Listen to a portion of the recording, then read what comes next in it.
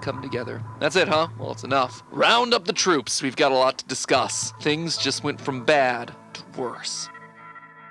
Hello, Internet! Welcome to Film Theory, the show that wants to no-clip into your subscription feed. Today, I once again find myself trapped in the endlessly soggy hallways of the Backrooms, the analog horror series produced by Kane Pixels and available right here on YouTube.com for the low price of free. The last time we enrobed ourselves in its putrid yellow wallpaper, we concluded that the world of the Backrooms seems to function a lot like a level map in a video game. You know how in a video game there's a set map that you're able to explore, and that there are walls or invisible boundaries that make sure that you stay within the acceptable area of play? Well, the way I see it, that's the real world here in Kane's series, the bounded area that humans are allowed to play in. However, video games also have tons of things that are hidden in spaces outside the boundaries of those levels. Unused ideas, spare assets, cut content. You want to know why FNAF's Security Breach's file size was so huge when the thing first came out? Something like 80 gigs of content? Well, it was just piles and piles of cut stuff. Full floors of geometry that weren't accessible in the course of normal gameplay, but hadn't been removed from the game's files. And that, my theorists, are what I expect the Backrooms are. The cut content, the spare assets, the AI-generated worlds that didn't quite make the cut for reality. Last time, we proposed that somehow the company Async was able to use electromagnetism to tap into those parts of the map, the ones that exist outside the boundaries of reality, beyond the parts of the world that we're meant to see, giving us the various repetitive corridors of the Backrooms as we know them. Now, since the release of that last theory, Kane has come out with 3 new videos. The first is Pitfalls, where one of Async's researchers descends deeper than ever before in the Backrooms, only to discover an entire underground city. The next was Report, where we see the immediate aftermath of that incident and Async sealing the entrances to the Backrooms. And finally, there was Presentation, where we see how Async pitched this thing as the solution to an increasingly overpopulated world, but how they ultimately lost their government contracts when a researcher accidentally causes a lockdown of the facility. All 3 of these new videos are full of lore details. But to me, the biggest revelation to come out of these uploads is that the Backrooms aren't just responsible for warping physical reality, they're also warping time itself. Attention all you partygoers, I think I've cracked exactly how and why people are no-clipping into this place. But enough talking, friends, it's time to go get lost in these endless hallways of lore. Now, despite the video game concept of no-clipping being a key part of the original creepypasta that this series is based on, Kane has yet to explicitly reference any video game terminology. However, after watching this new slate of videos, I'm more convinced than ever that we're still on the right track. For example, let's take a closer look at Pitfalls. In it, we follow researcher Marvin Lee as he falls to a deeper level of the facility, only to discover a full neighborhood underground. And I do mean full. Streetlights, houses, trees, all of it. Well, all of it except for people. There are no signs of life here. So either an entire empty town fell into the Backrooms, or this is yet another example of an unused or incomplete level. And when we do get to enter one of the houses, things are just slightly off inside. There are 6 inverted street signs just hanging out in the middle of an empty room, almost like a level designer intended to put them out on the street, but instead just moved them out of sight into the house. Making things even stranger though, the house has a single hallway leading straight back. It's like the uncanny valley of architecture. It's clearly meant to be a house, but it just doesn't nail it. Almost like it'd been designed not by a human, but rather by an AI. Something that's trying to mimic a human home, but without fully understanding the flow and function of the various rooms and hallways. But of course, it doesn't end there. If you've followed the Backrooms at all, you know that Kane likes to hide a bunch of secrets in the descriptions of his videos, and 2 of the new uploads, Report and Presentation, link to secret unlisted uploads. The first of these is titled This. I'm just gonna call it Numbers, because saying a long string of random digits every time is gonna be a pain. This Numbers video seems to be footage from a traffic camera on a highway. Nothing too out of the ordinary, right? But then, about 22 seconds in, we see a car no-clip through the ground. Not only does this tell us that literally anything can wind up in the Backrooms, including large vehicles like cars, but I think we might be able to figure out who was actually in that car. Back in the upload Missing Persons, we see posters for multiple people who have disappeared since the opening of the Backrooms. One such poster is for Margaret Watson. Watson, the only poster of the bunch that describes not only her physical appearance, but also her car. Her car is a 1987 Ford Escort. And wouldn't you know it, but when you compare the footage from Numbers to an 87 Ford Escort, they have the same boxy appearance. So I wouldn't be surprised if this is meant to be footage of Margaret Watson no-clipping into the back rooms on December 2nd, 1989, along with her car. But that's not all that we can get out of the secret upload. The digits in the title of Numbers obviously aren't meant to be random here, but what are they? All our usual suspects are out. Ciphers don't seem to work, it's not a phone number, and it doesn't seem to be long enough for hex code either. Nope, Kane decided to get even more creative with this one. That series of 13 numbers is actually an International Standard Book Number, an ISBN. These are unique numeric codes used to identify books, kinda like a fingerprint for a book, and 978-0415-263-573 is linked to a book written by Charlotte Perkins Gilman, the literary classic, The Yellow Wallpaper. Yellow wallpaper, you say? If you've never had to read this for school, or even if you did have to read it for school and you didn't, this was a landmark piece of feminist literature about a woman slowly going insane after being forced to stay in a room with ugly yellow wallpaper. She begins to see moving shapes and people within the wallpaper, and she believes that the ugly yellow color stains everything that it touches. By the end, the woman has peeled all the wallpaper off the walls trying to help the person that's trapped inside, only for the woman to then believe that she's become that person. Now, there's little direct correlation between the short story and the Backrooms videos, but a lot of its ideas are clearly present here. For example, as we see in Pitfalls, the bacteria monsters can mimic the voices of their victims. Hey!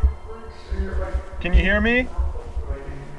The monster can also infect the corpses after killing them, like we see with a victim named Nicholas Bolton in the video Autopsy Report. In a way, they're almost replacing their victims. The monsters are trapped in the back rooms, like the people in the wallpaper from our short story. Their next step then should be trying to get out of the wallpaper, out of the back rooms, and out into the real world where they can infect more. Framing this in our simulation theory, it's almost like this is a computer virus infecting reality, corrupting it, just like the ugly yellow color of the wallpaper staining everything that it touches in the short story. Now, while all of that's certainly interesting, and I always love a good excuse to work in a literary reference, it's the second secret video that really starts to break this thing wide open, and it all boils down to The Simpsons. This one is simply called The Simpsons, and it, fittingly enough, features a clip from The Simpsons, specifically the episode Bart Gets Hit by a Car. I'd like to talk to you about bringing legal action against the fiend who did this to your boy. Feels super random, right? I'm just sitting here watching a Simpsons episode now. However, the clip glitches out about 35 seconds in, and suddenly we're sitting here watching a Spanish commercial for a cough medication named Dimacol. And while I could certainly stand here and draw parallels between a medicine for cough syrup and a mutated bacteria monster running around, I don't think it's the content of these clips that's important here. Instead, I suspect it's the timeline of their release. You see, Bart Gets Hit by a Car premiered in 1991. This timing makes a lot of sense. Up to this point, practically all the videos of Kane's Backroom series have been dated from the late 80s or early 90s. But the Dimacol commercial really stands out in this context. According to its archive on YouTube, this thing didn't hit airwaves until about 2000. What I suspect is that async opening portals to the back rooms temporarily messes with the flow of time. Here, that Simpsons clip from the early 90s is interrupted by a commercial from the future, only for things to return to normal after Async's experiment is done. Does it sound crazy? Yeah, it does, but it shouldn't. Time clearly works differently in the back rooms, and this isn't the only example we have. Here in the Pitfalls video, as Marvin moves further into the hallway in the back of that weird house, the camera glitches just a bit, and if you listen closely, you can hear something playing in the background.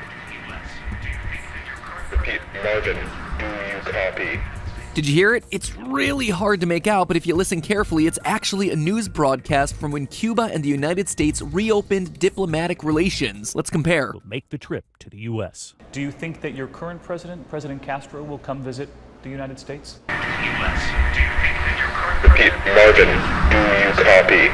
That specific broadcast, it didn't happen until July of 2015. The date of Pitfalls, meanwhile, is 1990. In this short scene, we're actually hearing news from 25 years in the future. But it doesn't just stop at news broadcasts or commercials airing decades out of their own time. We see the physical interference of time as well. As I mentioned earlier, the video presentation shows us Async losing their government contract with the Department of Energy because of an emergency lockdown. The thing that causes the lockdown? An Async research researcher accidentally enters the control center for the back rooms. Not all that big of a deal, right? Wrong. You see, it's the same researcher that saw his team glitch out and disappear all the way back in informational video. At the end of that upload, we see him open the async control room and set off the red alert. But here's the thing. This guy disappeared on February 29th, 1990. His reappearance and presentation is on May 8th, 1990, over 2 months later. But clearly he hasn't been wandering around for that long. He's somehow been transported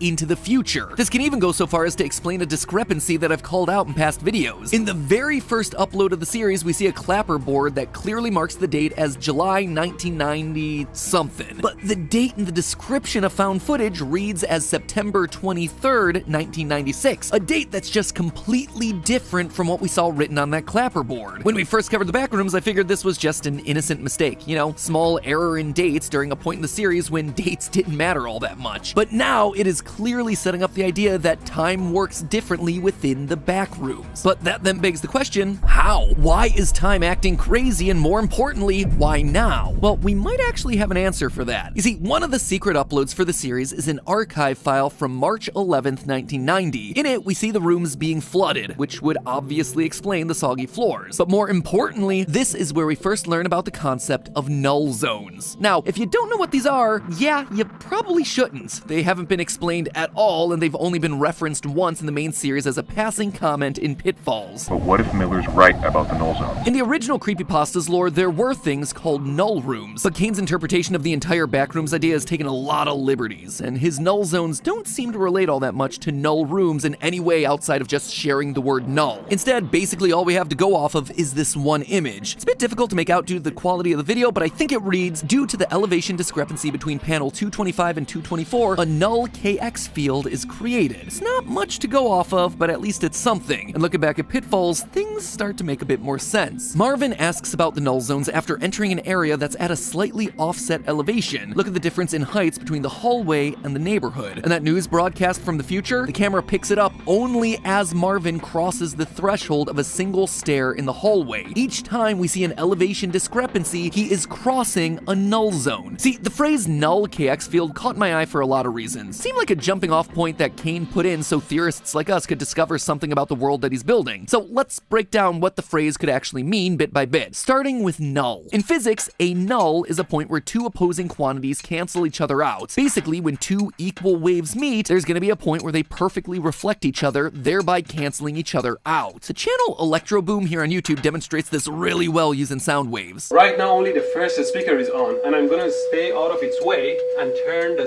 second speaker on. Now I turn the speaker off again. On. Off. On.